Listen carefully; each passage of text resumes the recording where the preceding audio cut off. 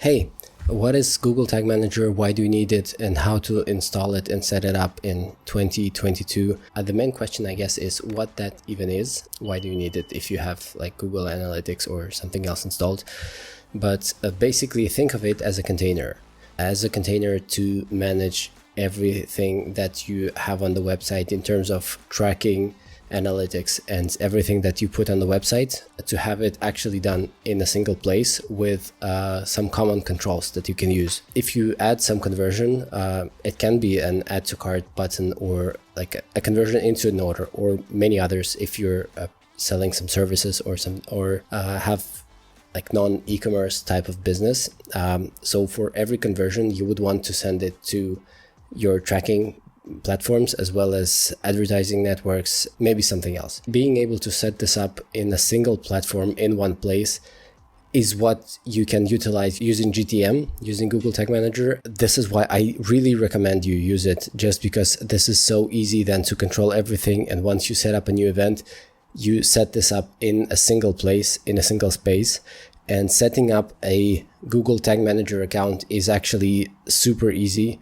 It's maybe extra 5 minutes to whatever you're already doing anyway with the website. How does it look? Basically, if you go to tagmanager.google.com, you would see the main interface, and you start by creating an account.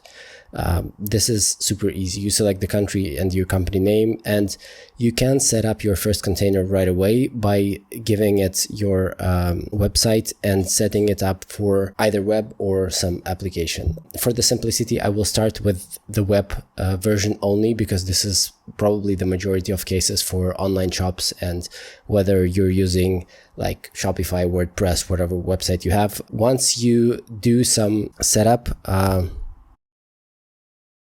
you just select, so in the name you can only use the domain without the HTTPS. And then when you create it, you agree to the terms and services, and that may change a little bit depending on the country that you're setting it up for.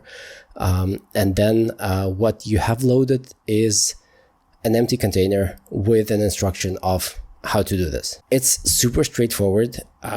You basically need to copy and paste those two things in your website, and that will depend on how your website is coded. So if it's something very super simple that you wrote yourself, like HTML, CSS, you know how to do it. If you have WordPress, there is actually a plugin to control Google tags where you can install Google Tag Manager. If it's Shopify, if it's Squarespace, anything else, then you can actually just look up basically into the help center. You just type in how to install Google Tag Manager, and there is likely just a section where you can add some custom code to your header of the website or to the body of the website. This works pretty much the same way in all the cases. It just differs a little bit on the platform, but it's pretty easy to find. So once you install it, there is a way to actually check it. Google actually has a tool that is specifically used for checking if your tags are installed properly. Previously, they had a Chrome extension which is being phased out right now, so I'm going to share you the most up-to-date solution as of like September 2022. So it is called tagassistant.google.com. This is actually a very simplistic website. This shows me some history of what I was doing. You basically have to add a domain, just like a proper link to your website. The way it works is it loads your website in a new tab, and with the debug parameter, you see that Tag Assistant is connected, and then you need to go back to the other tab, which just says that it's connected. You can see that there are 3 containers found. So actually I do have GTM installed, as well as Universal Analytics tag and the GA4, the modern tag. This shows that GTM is connected to the website, and it can actually do what you need it to do. So in terms of the setup, like what do you need Google Tag Manager for? So the simple answer is just to store all of your tags and all of your tracking, analytics, and maybe even something custom that you can do with your website. I will make a separate video into how do you specifically install Google Analytics, both Universal Analytics and GA4 on Google Tag Manager. But for now, let's think of just the structure of how GTM works. So you have tags. Tags is something that is actually being ran on the website. So this is the code that is being appended to your pages, Google Analytics tag or Facebook pixel or some tracking code that is added to the website. Each tag has to be connected to some trigger, where trigger is basically a condition under which the tag should fire. So if you add a new trigger, the most straightforward one which works out of the box is page view and all page views. So this would fire the tag on all of the pages of the website. And this is quite straightforward. This is used typically for the standard setup tag that does not work with any events and rather just fires on every single page. Alternatively, you can use some page views or add some other parameters, and let's say you can have some page views where page path contains, let's say, checkout, and that would make the tag that would be connected to this trigger fire only on the checkout pages which have checkout in the URL. That would be different for every website, but this is what makes it very customizable. So while setting up something more complex, you would need to use variables. There are some standard variables that are already used, but you can add new ones, which can be whatever you want. So it can be just a container ID of the Google Tag Manager, or it can be just a user provided data, or even a constant. Constant would be something that doesn't really change. So that would be a variable that is set up within Google Tag Manager that can be used by either tags or triggers by referencing them. To make this very neutral, I would show something that is the most flexible for Google Tag Manager that I sometimes do if I really need to, or it can work as a very simple workaround. I'm going to use an existing container for our agency website, Bubble Marble. As you can see, it actually has GA4 configured. What I'm going to do right here is I'm going to use Google Tag Manager to add some custom JavaScript to the website and demonstrate that it actually works and it does something. I'm going to do something naughty that is not intended to do really. So I'm going to use some JavaScript to add just an image on the top of the page, which is not intended. It's not something that you would want to do, but you may actually use that to tweak the website just a little bit in case urgent fix is needed to do with the fonts of the website, or if something gets broken on the front end and you have to wait for a proper fix. This is something that you can do in minutes and have live on the website. I have opened the console, which on the Mac you do by going Command Option J. On the Windows that's going to be Control Shift J, and I'm going to just pass some JavaScript that would get the HTML of the top header and would create an image tag right above it. So if we run this code in the console, it actually gets added right into the page. So that works. So we know that it actually works. But whenever we refresh, that of course is going to be gone.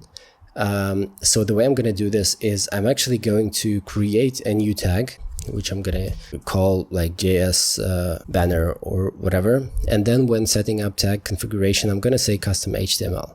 So when setting up custom HTML, I'm going to do create a very simple script tag. And then while triggering, I'm going to say all pages, because I don't care about this persisting for a long term, or I don't want this image, but I'm going to save it. Once you save it as it is, it doesn't actually appear on the website before you submit the code. So before you do that, you actually want to see if that is being implemented. For that, GTM has actually the preview mode, which has changed a lot in the last few months, I think, maybe a couple of years. So the problem I found is that actually in many popular YouTube videos right now, you don't see that. You see the previous version, and it might be not super intuitive. So I'm going to just show how it works. All you have to do is essentially click the preview button. But what it does, it asks you for the page where it would go. For us, it's going to be the home page. And we will see that it connects. It actually, it loads the container. As you can see, the tag has actually worked. How can we see something that is not as visual as a banner appearing on the homepage? You actually go to the tab the previous one where you just selected the website, and if you close the main pop-up, you would actually see everything that happens on the website, and you see the tags that has fired on the current page, and then you would actually see also the tags that have not fired. So if you have any complex conditions for triggers, you would actually see a list of tags that have fired, the ones that haven't fired, and also if you have something that is connected to like a click of a button, as soon as you do something on this website, you would actually see it happening in the tag manager. So you can see that there is a new event which has happened, which is actually the scroll event. If I go to a different page, you can actually see this happening in Google Tag Manager, and you see the tags being fired. So now the GS banner also has fired, and because the way it's set up, it actually adds the same thing to the top header of the website. As soon as you stopped reviewing whatever you need, you go back, you can you just finish the preview mode, and then you have to submit the changes. Whenever you are on the main homepage of the tag manager, you can actually see all the workspace changes since the last time you did anything, and basically you know that when you're submitting, this is a single change to a single tag that was there. I'm going to show you just the next step, which is actually, you have to give the next version that would be submitted, you have to give it some descriptive name and the description. What I typically do is I just write out whatever has changed. So in this case, it could be like added a JS banner to the homepage, or it could be like Google Analytics installation or Facebook tracking installation. Whatever you do, you can just save it as a new version.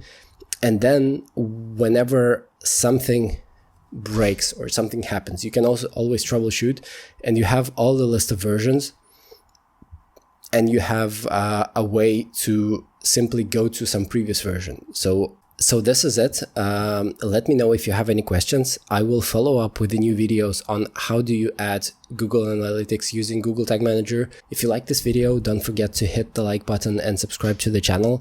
We actually started this channel to share the journey of building side projects outside of our day-to-day job. So you can go to the other videos and see if you like the thread, and there would be more on both the how-to videos on everything website and e-commerce and online business related, as well as the journey of building a Shopify app, and many more to come. See ya.